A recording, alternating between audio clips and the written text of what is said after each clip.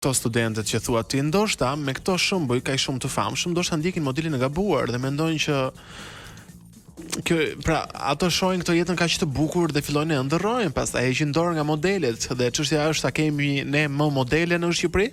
Ka më modele në Shqipëri? Mendoj që ka modele. Nuk ju jepet ndoshta koha e duhur për të treguar modelet e tyre, nuk i jepet ndoshta mundësia e duhur, po patjetër që ka. Unë njoh plot vajza që janë realisht të afta, njoh plot vajza që janë hard worker, që kanë bërë punën tyre dhe kanë arritur çdo gjë vet.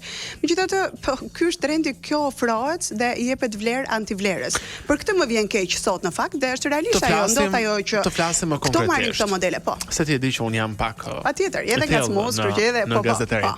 Ti vetë je gjendur ndonjëherë në një situatë të tillë?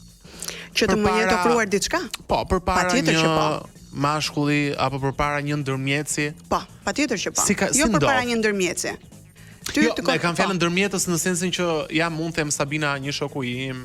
Kjo ndodh gjithmonë, patjetër. Okej, përpara një këtij mashkullit, për shembull, ti zotërisa ku ta dion.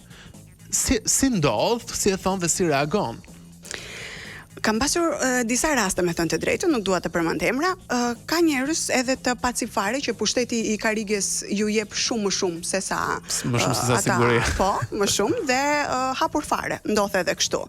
Ka të tjerë që i bën një rrugë shumë të gjatë, por ti je mjaftueshëm inteligjent për të kuptuar se ku shkon dhe në atë tavolinën, në atë tryezën që ti do ulesh, ti ke ide të qarta se çfarë po ndodh, se nuk është do vinë ndonjë investitor shumë i madh dhe do investojë në jetën e një njeriu. Si mund të vendosësh limitet edhe si të gjithmonë limitet. E di çfarë kam menduar unë gjithmonë, Ronaldo, jo se nuk kam pasur mundësi, por ka diçka që unë kam jetuar jetën time e lirë dhe dua që nga ajo derë të dal kur të dua unë, jo kur të duan njerëzit e tjerë. Dhe një njeri që investon gjithmonë patjetër do dalësh dhe do jesh gjithmonë në dispozicion të një njeriu tjetër. Kështu që unë kam zgjedhur të bëj këtë jetën time e lirë, të dashuroj këtë dua unë, të jem me këtë dua unë, të shkoj me këtë dua unë, të bëj çfarë të dua unë, sepse fundi e fundit kam komanduar unë jetën time dhe jo dikush tjetër për mua.